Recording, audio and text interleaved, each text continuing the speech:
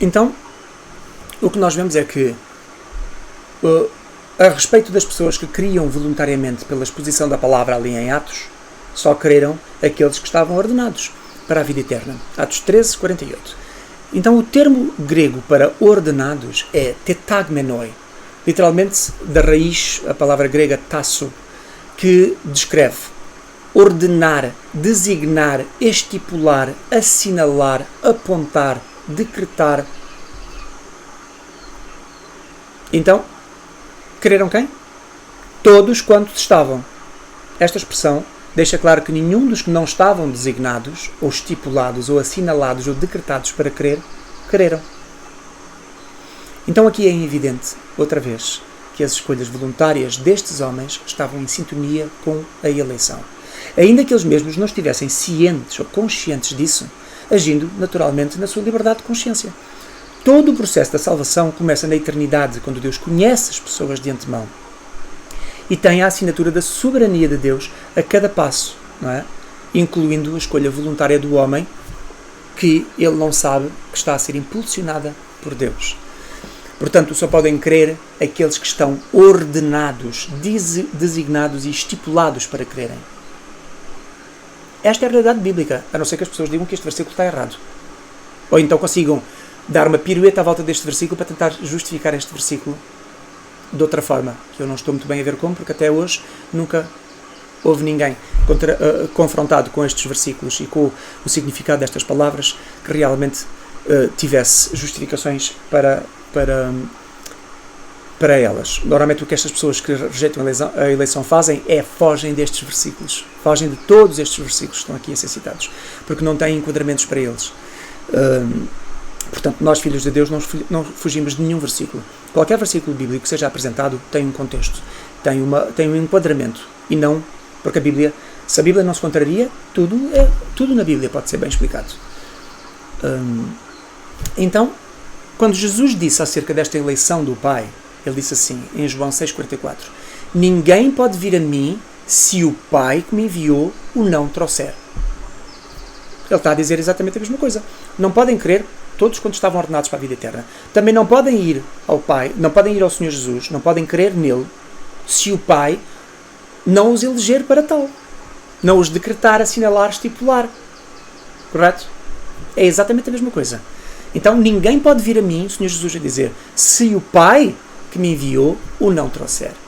E ele depois, em João 6,65, ou seja, uns versículos à frente, ele continua e repete outra vez. Por isso eu vos disse que ninguém pode vir a mim. E ninguém aqui é ninguém. Ninguém pode vir a mim. A não ser que pelo meu Pai lhe seja concedido. Mas há muitos crentes nos dias de hoje que dizem assim, não, nós vamos ao Senhor Jesus se nós tomarmos uma decisão. Isto não tem nada a ver com o Pai. Tem a ver com a minha decisão. E o Senhor Jesus então está errado. Provavelmente estas pessoas são mais cristãos do que o próprio Senhor Jesus Cristo. Eu rio-me, mas eu rio-me com tristeza. Este sorriso que veio daqui não veio de eu desdenhar da ignorância das pessoas, muito pelo contrário. Nós rimos é aquela sensação de impotência que nós vemos que as pessoas estão na ignorância, mas elas não entendem. Isto não é um riso de chacota, muito pelo contrário, porque eu tenho mesmo muita pena e muita tristeza que isto aconteça, as pessoas interpretem a Bíblia de uma forma errada. Portanto, logo antes que o Senhor Jesus diga isto, ele diz assim, em João 6, de 63 a 64, o Espírito é o que vivifica. O Espírito é o que vivifica. A carne para nada aproveita. Então, se o Espírito é o que vivifica, quer dizer que a decisão, porque a decisão é feita na carne, a decisão não interessa para nada na salvação. A carne para nada aproveita. As palavras que eu vos digo são Espírito e vida. Ele está a dizer, se vocês crerem realmente naquilo que eu estou a dizer, vocês vão entender a verdade destas afirmações e não vão deturpar aquilo que eu estou a dizer, não é? Vocês vão receber essa vida ao entenderem isto desta forma. Por isso é que só os filhos de Deus verdadeiramente é que podem entender que não são as decisões deles que têm esse poder. E depois o Senhor Jesus faz uma observação Mas há alguns de vocês que não creem. Mas não creem porquê? Olha o que é que ele diz a seguir. Porque bem sabia Jesus, desde o princípio, e desde o princípio aqui, não é desde o princípio desta conversa, é desde o princípio do tempo. Desde o princípio, quem eram os que não queriam,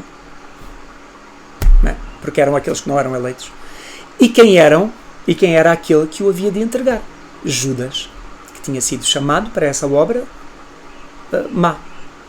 A obra má que ele próprio fez na sua escolha de liberdade, em liberdade de consciência, mas para a qual as suas obras já estavam acabadas desde a fundação do mundo, como está em Hebreus 4, como nós lemos.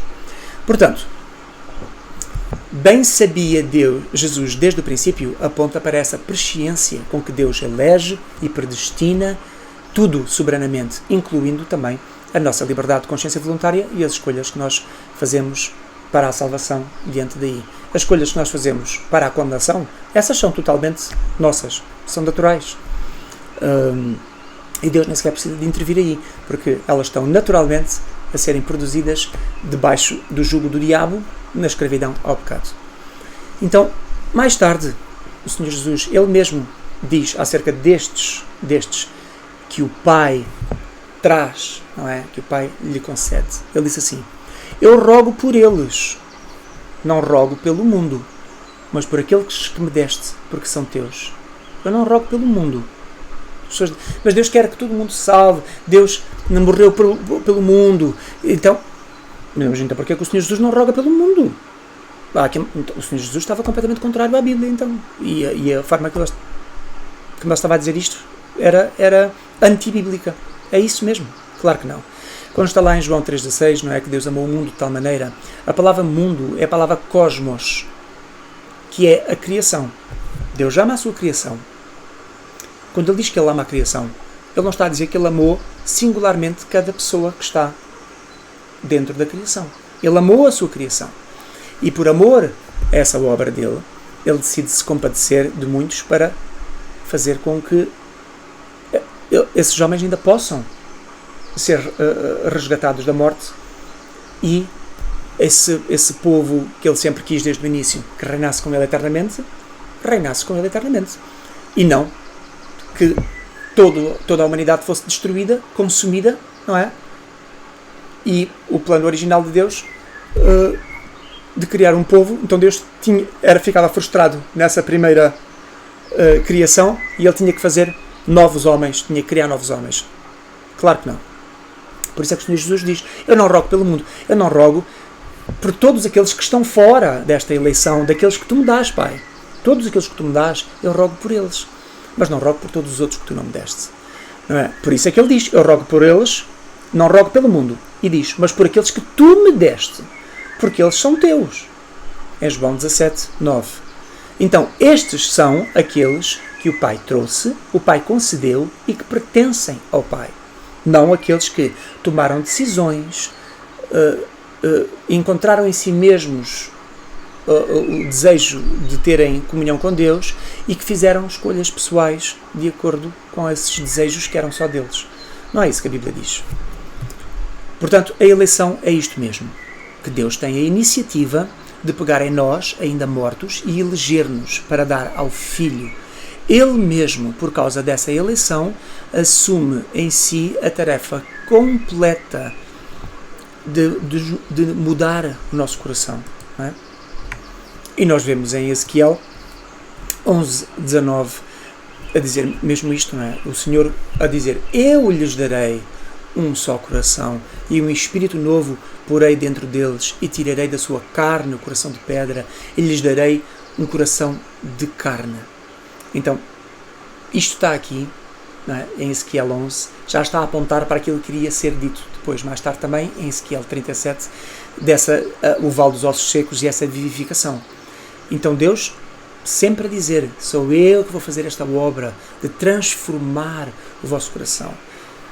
Porque as vossas decisões, antes de eu vos transformar, não prestam. E eu falo para mim mesmo, sendo um homem salvo, pertencendo a Deus, todos os dias eu olho para as minhas próprias decisões feitas em mim mesmo e só vejo pecado, só vejo miséria, só vejo porcaria, só vejo desobediência, só vejo rebelião. Eu vejo isso na minha carne. É isso que o apóstolo Paulo disse, não é? Miserável homem que eu sou, quem me livrará do corpo, não é? Deste corpo. Portanto, nessa batalha da carne contra o espírito, nós vemos que em nós mesmos, na carne, as nossas decisões são só más continuadamente. Portanto, eu olhando para mim mesmo, eu nunca poderia acreditar que seria antes da salvação uma decisão que eu teria que precisar de fazer uma boa decisão. Porque eu ainda agora, estando salvo, eu só tomo más decisões, muitas vezes. E essas decisões são quando eu estou centrado em mim mesmo. Sempre que eu estou centrado no Senhor Jesus, todas as minhas decisões são excelentes. E, portanto, quando eu vejo coisas para louvar em mim e nas minhas decisões, eu vejo que é o Espírito de Deus em mim a fazer essas coisas. Porque, fora isso, as minhas decisões são todas uma porcaria. E, portanto, qualquer filho de Deus sabe que o seu coração tem que ser transformado pelo Senhor para que as boas escolhas venham. Então, nós agora vamos falar aqui sobre a liberdade de Deus e a liberdade em Deus. Estamos quase a chegar ao fim deste tema, mas isto são coisas importantes para falar. Então, todo o grande ensinamento que está por trás da eleição é que só a essência de Deus é verdadeiramente capaz de ser simultaneamente livre e santa. Por isso, Ele mesmo toma em si a responsabilidade de gerir os limites da nossa liberdade. O homem recebe a liberdade, mas ele não sabe gerir a liberdade. E nós vemos isso com Adão e Eva. E nem pode, pois embora Deus tenha criado o homem perfeito, o homem não é Deus. E a serpente disse, sereis igual a Deus. Não sereis igual a Deus, não. Esta é a ilusão do próprio Lúcifer, não é? De querer ser igual a Deus, e ele contamina a mente e o coração do homem com esse desejo, o mesmo desejo que o perverteu. Portanto, ele está escravo desse desejo e quer que nós estejamos também escravos desse desejo. Então, o episódio de Gênesis, lá no Jardim do Éden, demonstra claramente que a perfeição do homem está intimamente ligada à dependência de Deus em sujeição. A independência do homem, pela decisão livre, em si mesmo, é que foi a entrada na imperfeição. Portanto, a escolha independente é a raiz do pecado. A liberdade do homem é condicional. Eu já falei sobre isto aqui. Está condicionada à ordem de Deus e também às vontades soberanas dele. Enquanto que a liberdade de Deus é verdadeiramente incondicional. Ela não é afetada por nenhuma condição que é imposta a Deus. Deus é que impõe condições. Não há ninguém que imponha condições a Deus, porque Deus reina sobre tudo e todos. Então, esta ilusão de liberdade na mente humana é o castigo como consequência da rebelião. No fim dessa liberdade está sempre o pecado, a frustração, o vazio e a morte. E em Provérbios 16:25 diz, há um caminho que parece direito ao homem, mas o seu fim são caminhos de morte. Portanto, esse caminho que parece direito ao homem está sempre na escolha em si mesmo, na sua liberdade para escolher em si mesmo. O homem acha sempre que está a fazer boas escolhas, mas ele não sabe que essas escolhas estão a conduzi-lo para o inferno. Ele está dentro daquele avião que está a despenhar-se, ou dentro do comboio que está a descarrilar, mas ele está lá na primeira classe a beber o seu champanhe e ele está a desfrutar da viagem. Ele pode até desfrutar da viagem, mas rapidamente ele vai lamentar o destino. Portanto, o conceito da liberdade humana está associado ao conceito de independência de Deus, que é o quê? É pura anarquia, pura rebelião, como nós vemos em Salmos 2, de 1 a 3. Rompamos as suas ataduras e tiremos de nós as suas cordas. Sejamos totalmente independentes. E diz que os povos, os gentios, pensam, imaginam coisas vãs e se amontoam e estão contra o Senhor e o seu ungido, o Senhor Deus Pai e o ungido que é o Senhor Jesus. E nós olhamos para o mundo e vemos que as pessoas odeiam a Deus e odeiam ao Senhor Jesus. Não é? Mais depressa aceitam o Buda, Maomé e qualquer outra, não é, versão de espiritualidade, não é? Até os aliens, até o culto aos aliens, culto aos anjos. Há pessoas, a angiologia, é pessoas que cultuam os anjos, mas depois rejeitam o Senhor Jesus e rejeitam o próprio Deus da criação. É uma tristeza. E então, O que nós vemos aqui é que as pessoas são escravas de si mesmas, não é? E só Deus é que é realmente livre. A essência da própria e verdadeira liberdade de Deus é que pode determinar as escolhas e as consequências que as escolhas também produzem. Embora o homem possa ser livre para fazer escolhas voluntariamente até um certo ponto, ele não pode realmente a seguir também determinar a consequência das escolhas que toma. Correto? Adão e Eva puderam determinar as consequências da desobediência? Eles puderam desobedecer e dizer assim, mas nós vamos desobedecer, comer deste fruto, nós vamos continuar aqui no Jardim do Éden. Assim que eles comeram do fruto, Deus sacudiu-os. E eles não puderam evitar. Muito pelo contrário. Eles souberam que eles receberam aquilo que colheram, não é? Como está lá em Gálatas, aquilo que o homem semeia, isso também ceifará. Portanto, o homem pode até ser livre dentro de um certo limite, não é? Para perseguir os seus desejos. Mas o homem, em limite nenhum, em lugar nenhum, em ponto nenhum, ele é livre para determinar os seus desejos. O homem pode perseguir os desejos, mas ele não pode decidir quais são os desejos que ele tem. Os nossos desejos vêm da carne. E por isso é que em certos momentos nós temos desejos de pecar, que nós sabemos que aquilo é mau, não queremos fazer aquilo, mas aquele desejo começa a nascer em nós, e nós, se formos filhos de Deus, verdadeiramente sujeitos a Ele, nós conseguimos não pecar. Mas alguém que não é filho de Deus, como é que ele tem força em si mesmo para não ceder a esse desejo? Ele não pode. Então, só quando o homem experimenta a unidade em Deus é que ele é realmente livre. E então os homens, por terem uma ideia equivocada de liberdade, também têm uma ilusão emocional acerca da origem do mérito na escolha pessoal deles. E Jonathan Edwards, o puritano, ele disse assim: o único mérito que o homem tem para com a salvação é com o pecado que a tornou necessária. E realmente é uma grande verdade aqui. O termo doulos, que é o termo quer dizer servo em grego, significa aquele que abdica da sua liberdade para permanecer para sempre ao serviço do seu senhor. Alguém que serve como sendo propriedade do seu senhor. Portanto, um servo que tem a vontade do seu senhor por maior do que a sua. Portanto, ele quer servir de uma forma devota ao seu senhor, ao ponto até de negar os seus próprios interesses. E isto é exatamente o que é aquele nexo homem a si mesmo, não é? Aquela ordenança do Senhor Jesus, que nós temos que nos negar para o poder seguir. Então, quando nós, libertos das trevas por Jesus, nós nos dedicamos a Ele, usando a nossa liberdade para nos colocarmos permanentemente ao serviço eterno do nosso Senhor e Rei, nós estamos a provar, não é, que somos realmente servos. A lição do pecado no Éden, que Deus nos quer ensinar, permitindo a queda, é este sentimento de abdicarmos de qualquer liberdade para nos servirmos a nós mesmos e nos colocarmos inteiramente e eternamente dispostos a fazer somente a vontade do nosso Deus. E este é que é o espírito verdadeiro do Senhor Jesus. Não é? Ele, em João 6,38, ele disse: eu desci do céu não para fazer a minha vontade, mas a vontade daquele que me enviou. Então este sentimento de nós negarmos a nossa liberdade, depois de nós ganharmos liberdade em Cristo, nós ainda assim negamos a nossa liberdade para nos fazermos servos. E nós em Êxodo 21, de 2 a 6, nós vemos exatamente isto a acontecer com os servos, os escravos naquela altura.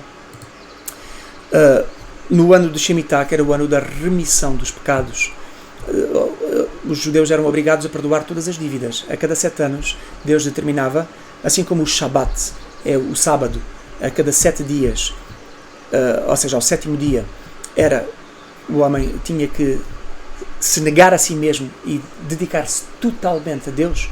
Ao 7º ano, no Shemitah, o homem também tinha que se negar a si mesmo e se colocar diante de Deus. Então, e Deus demonstrava o seu favor e a sua graça para com o homem nessa postura de sujeição e dependência dele. E, portanto, no ano do Shemitah, também o homem perdoava todas as dívidas, como ele estava a negar a si mesmo, ele também perdoava todas as dívidas. Todos os homens se negavam a si mesmos para se colocarem diante de Deus. Portanto, eles perdoavam as dívidas uns dos outros. Se alguém fosse feito escravo, muitos homens naquela altura se faziam de escravos. Eles vendiam-se a si mesmos aos seus senhores. Porquê? Estavam na pobreza, estavam na miséria, e assim que se punham sobre um jugo de escravidão, eles estavam debaixo do quê? Da proteção do seu senhor. Tinham casa, tinham onde dormir, tinham roupinha lavada, tinham comidinha na mesa. Portanto, eles faziam isso, mas depois dos 7 anos, o senhor era obrigado a libertar aquele homem, dizer, olha, pronto, já me serviste e agora estás livre outra vez. Mas o homem podia, então, depois de ser posto em liberdade, ele podia outra vez dizer não. Mas eu reconheço que eu, durante estes 7 anos, não é, esta minha escravidão a ti deu-me tudo aquilo que eu precisava, tudo aquilo, eu tive uma vida abençoada debaixo desta escravidão, desta servidão a ti. Então, eu nego essa liberdade e eu quero fazer-me totalmente, eu quero ser servo teu para sempre, para que eu esteja sempre debaixo deste teu favor. Não é? E então, nós vemos em Êxodo 21, de 2 a 6, a falar sobre isto. E diz assim, se comprares um servo hebreu, 6 anos servirá, mas ao 7º ano, ele sairá livre, de graça. E depois no versículo 6 diz assim, no versículo 5, mas se aquele servo expressamente disser, eu amo ao meu senhor, não quero sair livre, então o senhor o levará aos juízes e o vai fazer chegar à porta, ou ao umbral da porta, e lhe vai furar a orelha com uma sovela, e ele o servirá para sempre. Antigamente o brinco na orelha era um significado, era num sentido de propriedade. Alguém que via um homem com um brinco na orelha, aquela argola, sabia que aquele homem tinha dono. Então era desta forma. Quando nós olhamos para aqui, o que é que nós vemos?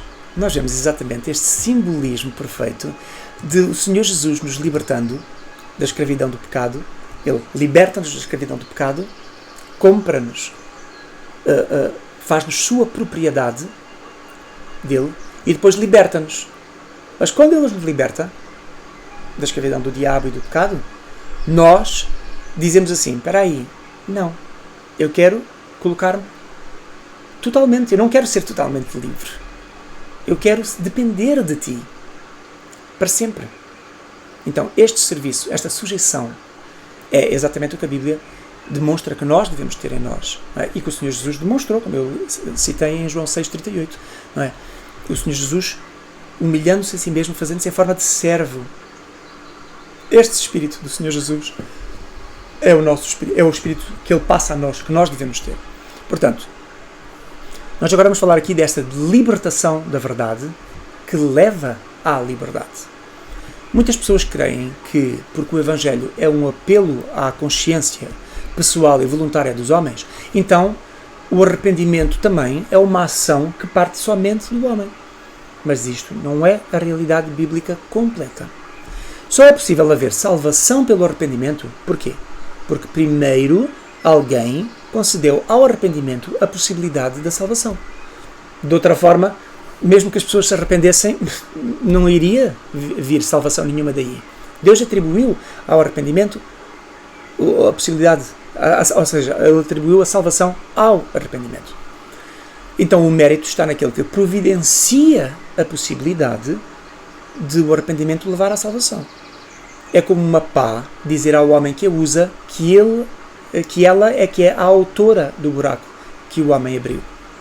Vocês conseguem imaginar um homem, durante meia hora, pegar numa pá, cavar um buraco, não é? Estar ali, cheio de calor, a suar, e depois que se senta a contemplar a obra, não é? A olhar para o buraco e dizer assim, epá, fiz aqui um ótimo trabalho. A pá abre uma boquinha e diz assim, este trabalho, esta obra é minha, fui eu que fiz esta obra, fui eu que fiz este buraco.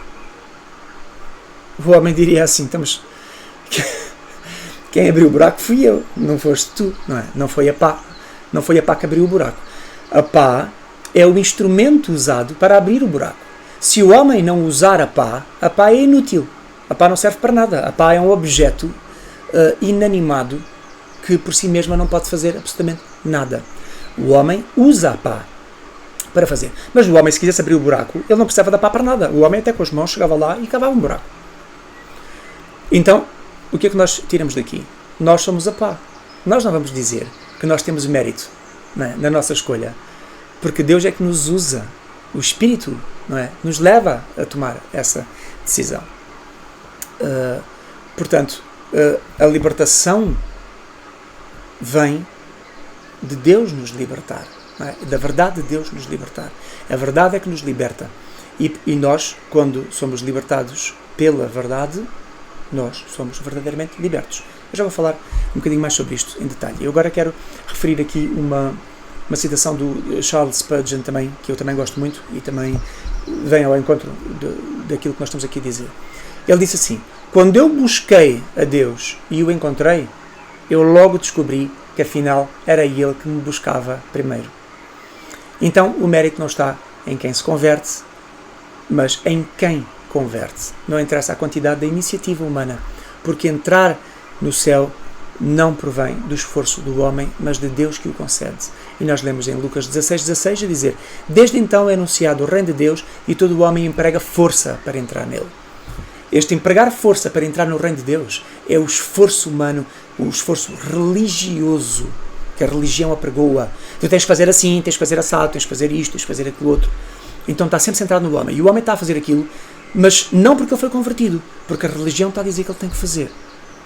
Mas não é assim que funciona. Quando o homem é convertido, a religião nem sequer precisa dizer nada. O homem, quando é convertido, ele passa a aprender, ele passa a saber exatamente aquilo que ele tem que fazer e aquilo que ele pode fazer e aquilo que ele não pode fazer. Como o apóstolo Paulo disse, tudo é lícito, mas nem todas as coisas convêm. Todas as coisas me são lícitas, mas eu não me vou deixar dominar por nenhuma. Está em 1 Coríntios 6:12. Portanto, a libertação é que leva à liberdade. E a libertação vem da verdade. Não vem da religião, vem da verdade. E a verdade é o Senhor Jesus. É quando o Senhor Jesus entra no coração. Se o Senhor Jesus não entrar no coração, não interessa quantos padres, quantos pastores, quantos ministros, quantos religiosos, quantos moralistas venham e digam: tens de fazer assim, não podes fazer assim, tens de fazer assado, tens de fazer isto. As pessoas têm que conhecer Deus, elas têm que ver Deus. E depois de elas verem Deus e conhecerem e receberem o Espírito Santo, convencendo-os do pecado, aí é que elas vão entender tudo aquilo que elas podem ou não podem fazer. Portanto, estar ali a martelar em cima das pessoas o que elas podem ou não podem fazer, nós temos que mostrar o Deus vivo em nós para elas realmente serem transformadas. Portanto, a maior forma de evangelização é o testemunho, não é a palavra. A palavra vem em sintonia com o testemunho. Agora, se a pessoa não estiver a dar um bom testemunho, não interessa aquilo que ela está a dizer. Portanto, a maior vergonha, não é, dos nossos dias é que a santidade que nós ensinamos, ela é anulada pela impiedade do nosso modo de viver. Temos que ser pessoas íntegras, pessoas convictas, pessoas verdadeiras, pessoas genuínas, para que a nossa fé também tenha o poder de influenciar e de levar pessoas a ouvirem as palavras que saem da nossa boca. Portanto, o Senhor Jesus é que é essa verdade de Deus que liberta. Não é? Em João 8,32 ele diz: e conhecereis a verdade e a verdade vos libertará. Então ele é a palavra da verdade.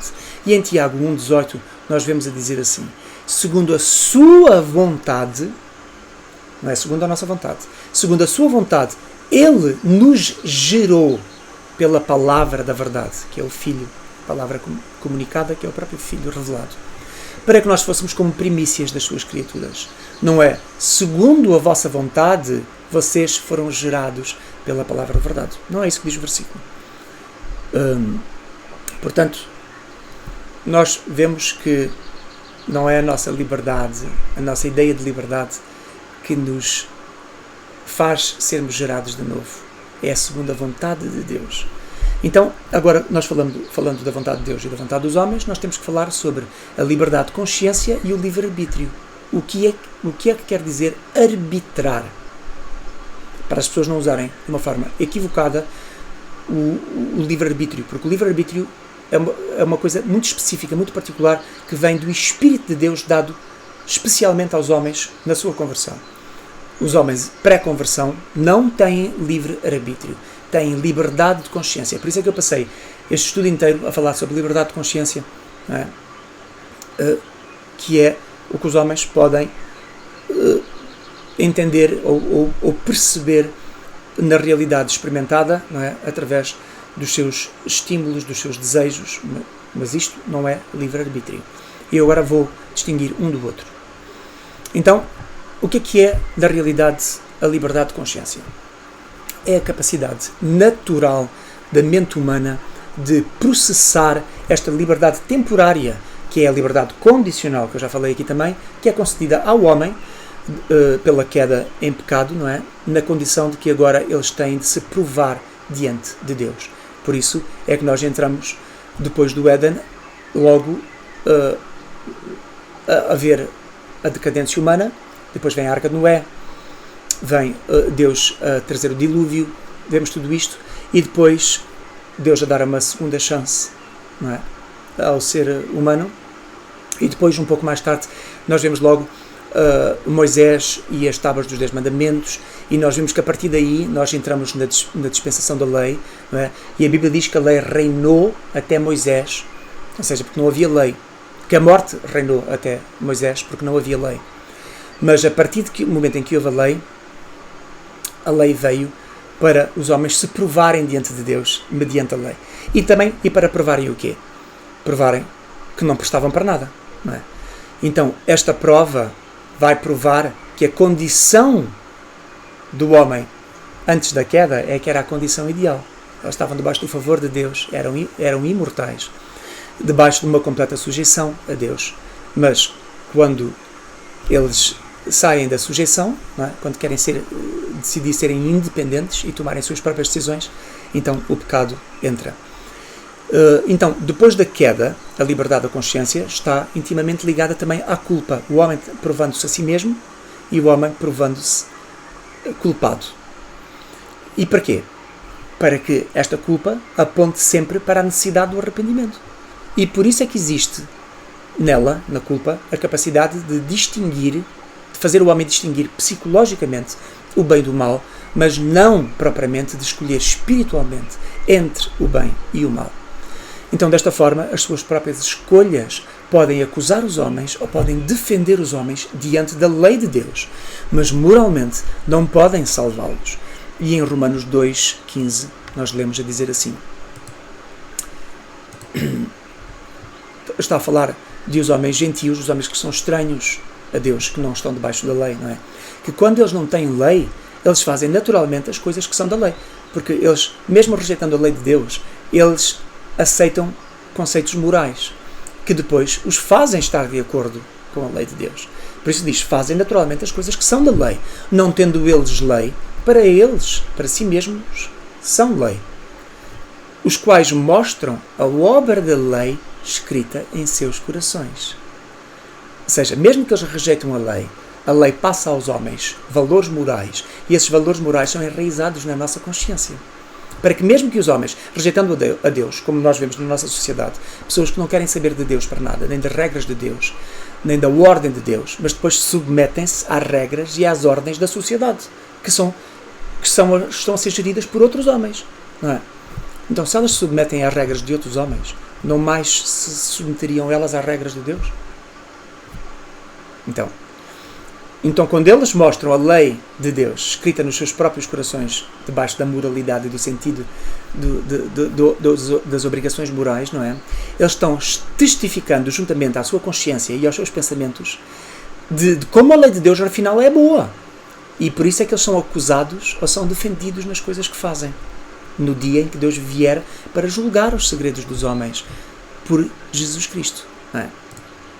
Então, os homens, mesmo que façam as coisas boas que a lei de Deus manda fazer, se eles não fazem amando a lei de Deus e reconhecendo que a moralidade e a ética e o civismo e todos os princípios humanos vêm primeiro de princípios de Deus, esses homens não estão realmente, eles estão a fazer coisas boas, não é? Mas eles não estão a fazer para a glória de Deus, estão a fazer para a sua própria glória e, portanto, ainda que eles façam boas obras, essas boas obras não os podem salvar, porque eles estão debaixo de uma concepção errada do bem. Portanto, fazer o bem enquanto ainda se ama o mal, enquanto ainda se rejeita a Deus, não é aquilo que Deus define por santidade. Perdão. Portanto, o homem pode livremente, mediante as circunstâncias, distinguir entre o bem e o mal, por causa dos padrões morais que estão aqui na mente, que foram estruturados pelo caráter de Deus, comunicado em forma de regras e mandamentos. Mas, após distinguir o bem do mal, o homem não tem poder em si mesmo para reconhecer o bem como a derradeira escolha, caso o mal lhe seja mais favorável. Por isso é que ele está destinado a obedecer ao seu coração enganoso e perverso, como está lá em Jeremias 17:9, e por conseguinte a pecar, não é? A seguir os seus desejos e a achar qual é o mal, só quer ser feliz. Eles não conseguem entender porque que é mau. Porque é mau porque vai contra a natureza de Deus. Por isso é que é mau. E por isso é que é condenável. Porque se Deus não existisse, claro que não era nada mau. Tudo era válido, tudo era bom. Mas é a própria existência de Deus, a santidade de Deus, que determina aquilo que é bom e aquilo que é mau. E, portanto, os homens fazendo isso, eles recebem a morte como um salário. Então, as decisões da carne, feitas nessa liberdade de consciência, elas são naturais. Elas vêm da natural natureza rebelde. Por isso é que elas se sentem livres. Não é? É a tal corrente que eu falei aqui, que Satanás dá para os homens se esticarem. É longa, por isso é que os homens acham que são livres, mas eles continuam presos àquela bola de ferro.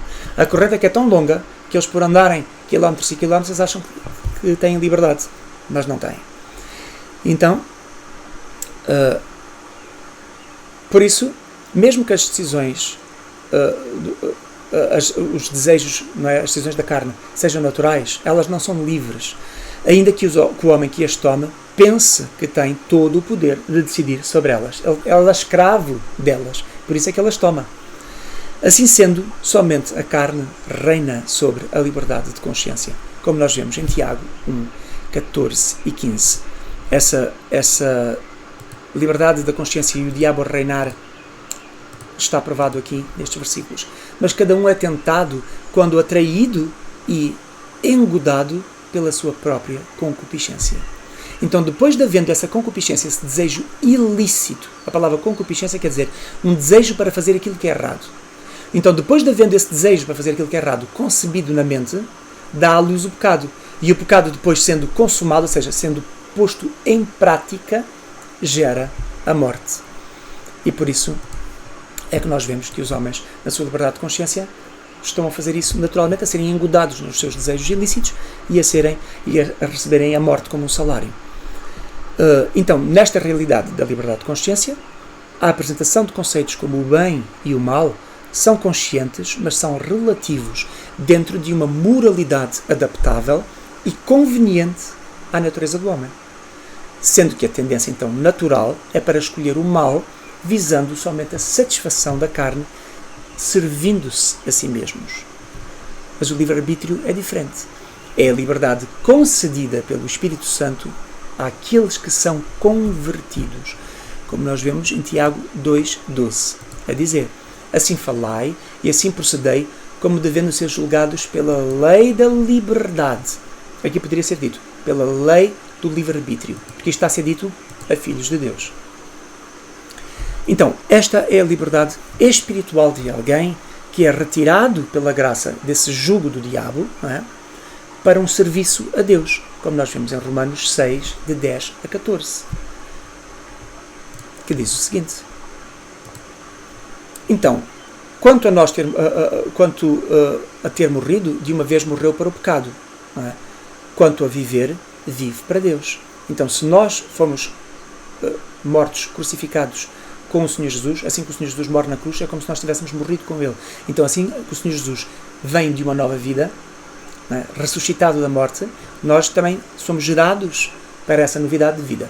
Então, quanto a termos morrido, nós morremos para o pecado, mas quanto à nossa forma de viver, vivemos para Deus. E depois mostra essa liberdade que nós temos em Deus. Para assim nós considerarmos mortos para o pecado, mas para vivermos de uma forma que o pecado não reina mais em nós, no nosso corpo mortal, para nós obedecermos ao pecado. Então nós não vamos mais apresentar os nossos corpos como instrumentos de iniquidade, não é? Mas nós vamos nos dedicar, nós vamos apresentar a Deus como vivos dentre os mortos. Então, esta é a sensação, é o sentimento de verdadeira liberdade que o crente recebe no Espírito. Então, somente no livre-arbítrio é que existe a tal batalha da carne contra o Espírito. As pessoas ímpias não têm uma batalha da carne contra o Espírito. O Espírito está morto nelas, não é? Portanto, elas estão... é a carne que está a reinar. Portanto, nós que temos o Espírito vivificado, nós podemos lutar contra o pecado.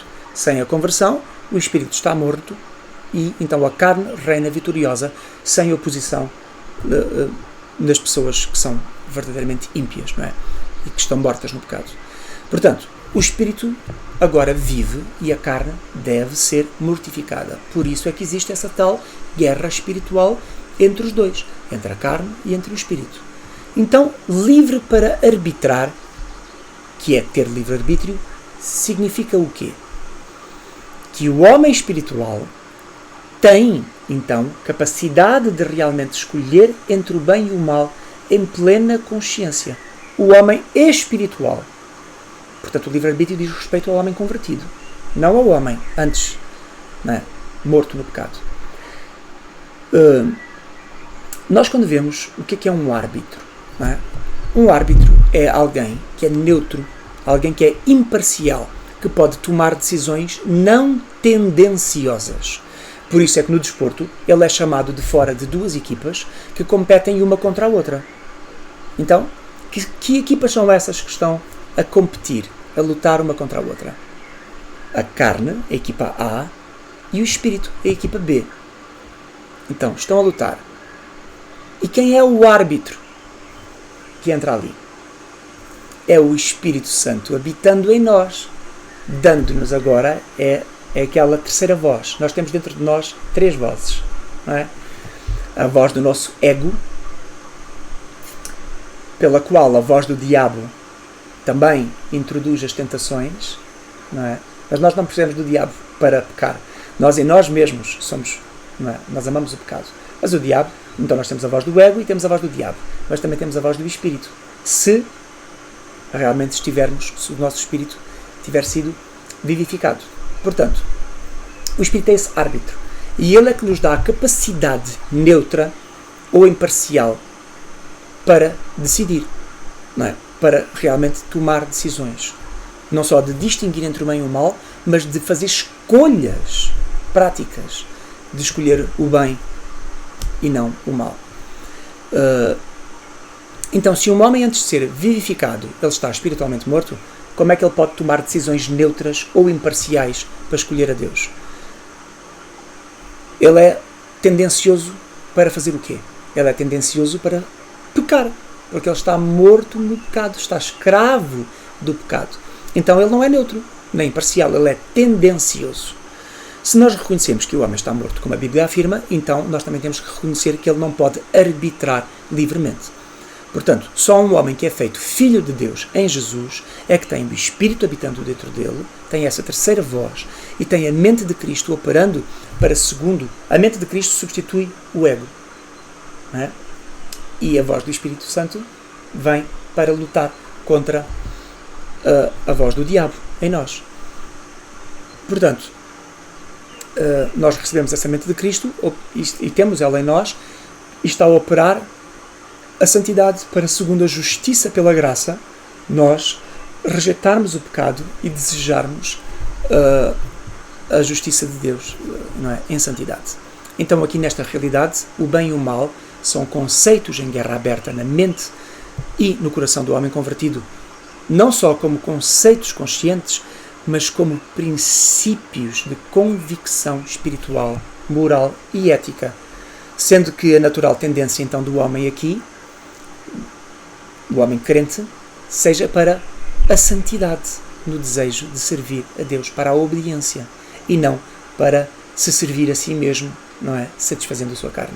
Essa é a diferença entre a liberdade de consciência e o livre-arbítrio. Então, nós sabemos, como diz o apóstolo Paulo em 1 Coríntios 2,14, que o homem natural não pode compreender as coisas do Espírito, porque ele está morto no pecado, como nós vemos em Romanos 5,12.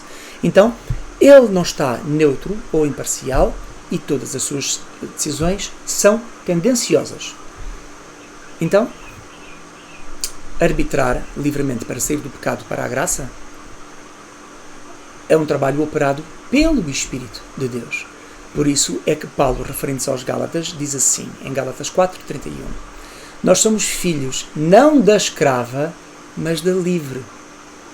Então nós somos livres nessa promessa de Deus em Isaac, não é? E não em Ismael. Ismael era o filho da desobediência, Isaac era o filho da promessa. Então nós somos filhos da livre, não da escrava, para fazermos a vontade de Deus e não para fazermos a vontade do diabo. Então, nenhum cristão convertido deveria confundir livre consciência com livre-arbítrio e estar a dizer a pessoas ímpias que elas têm livre-arbítrio. Isso é ridículo. De forma a induzir então essas pessoas a acreditarem que elas nelas mesmas reside o poder e existe a capacidade de fazerem escolhas para a salvação. Por isso é quando as pessoas entram na salvação, achar que foram elas que tomaram uma decisão, elas ainda entram cheias de ego. Elas não se negaram a si mesmas. Porquê? Porque elas foram ensinadas por alguém a dizer que nelas há a capacidade de fazer boas escolhas. Então porquê é que elas têm que se negar a si mesmas se elas podem fazer boas escolhas nelas mesmas? Então isso é um trabalho contraproducente. Evangelizar, então, ainda que foque no aspecto do arrependimento voluntário, deve sempre apontar para a ação do Espírito, trabalhando no interior com uma possível força ou a capacidade para gerar o arrependimento. Não é em nós, não é tu és forte, tu consegues. Todas essas coisas vêm do diabo. Estes mantras da nova ordem mundial que nós vemos e também da nova era, esta nova ideia de espiritualidade, tu mereces, tu consegues. Não é? E por isso é que esta ideia das pessoas, eu determino, eu decreto, isto vem do diabo. Nós não determinamos nem decretamos nada. Nós temos que ter uma noção diante de Deus, que é Ele que determina, é Ele que decreta. Tem que ser uma posição de sujeição a estas pessoas que, vai e exige de Deus, pede a Deus, determina, e Deus tem que te dar, para ser fiel tem que te dar.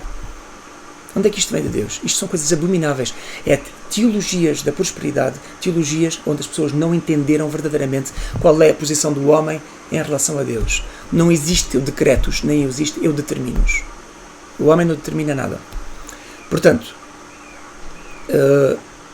de outra forma, não é?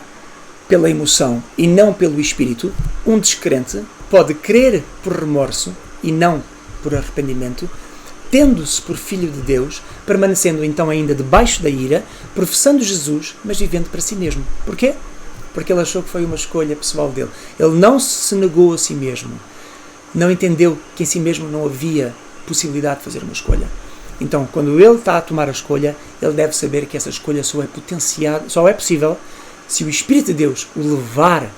Então, se o Espírito de Deus está agora a falar ao teu coração, está a convencer-te do teu pecado, então, levanta-te, toma essa decisão voluntária pela força do Espírito e entra, nega-te a ti mesmo e entende que é somente pelo Espírito de Deus, pela vontade de Deus, é que tu podes ser salvo nessa obra selada, consumada no Senhor Jesus, na cruz. É assim que se evangeliza, da forma correta e bíblica. Então, só há livre-arbítrio onde está o Espírito do Senhor. E onde está o Espírito do Senhor, toda a liberdade deseja a eterna servidão. E nós vemos em 2 Coríntios 3,17 a dizer: ora, o Senhor é o Espírito, e onde está o Espírito do Senhor, aí há liberdade. Em João 8,36, a dizer o quê? Se, pois, o Filho vos libertar, verdadeiramente sereis livres. Então, é se o Filho nos libertar, se Ele nos der essa liberdade. Então, falar em crer é inevitável nós não referirmos a incredulidade, que é o estado oposto à fé. Sempre vai haver, em qualquer circunstância, homens crentes e homens descrentes, em oposição uns aos outros. E o episódio da cruz demonstra isto mesmo. Nós, quando vemos lá Lucas 23, 39, nós vemos que havia 3 pessoas ali, 3 cruzes. O Senhor Jesus e 2 bandidos ou 2 criminosos, 2 ladrões que estavam ali na cruz. Então nós vemos um homem que morreu para perdoar os pecados. Nós vemos um homem crente que ele morreu para o pecado e um homem incrédulo que morreu em pecado. Então, os que creem verdadeiramente convictos e perfeitamente convencidos do seu pecado e miséria estão debaixo da eleição de Deus, confiando totalmente e em sujeição. E o que é que nós vemos? Nós vemos que um crente, nesta passagem de Lucas 23:39, nós lemos assim: e um dos malfeitores que estavam pendurados blasfemava do Senhor Jesus, dizendo: se tu és o Cristo, se tu és. Então aqui nós vemos a incredulidade. Se tu és o Cristo, salva-te a ti mesmo e a nós. Respondendo, porém, o outro, o crente, aquele que cria, repreendendo-o, estava em oposição e dizia: tu ainda nem assim temes a Deus, estando na mesma condenação. Então nós vemos que os crentes, não é, vão estar sempre perfeitamente convencidos do seu pecado e da sua miséria, como aquele crente ali, aquele ladrão ali estava, debaixo desta eleição de Deus. Ele estava a crer porque ele era um eleito de Deus, não é? Confiando totalmente e em sujeição ao Senhor. Os descrentes, como o outro incrédulo, estarão sempre cheios de dúvidas e incertezas. Por isso é que ele dizia: se tu és. Ele nem sequer queria. Não é? Se tu és. Então, ele estava cheio de dúvidas também e de certezas, como todos os homens incrédulos estão, envoltos em probabilidades, questões infindáveis, não é? Pedindo provas, como nós vemos em Mateus 27:42 e Mateus 16:4, os homens pedindo provas. Não é? Nós vimos os escribas, os fariseus, dizendo: salvou os outros e assim mesmo não pode salvar-se. Se é o rei de Israel, então deixa agora da cruz e nós creremos nele. Então, a pedirem provas, não é? E Mateus 16:4, o Senhor Jesus a dizer assim: uma geração má e adulta pede um sinal, e nenhum sinal lhe será dado, senão o sinal do profeta Jonas.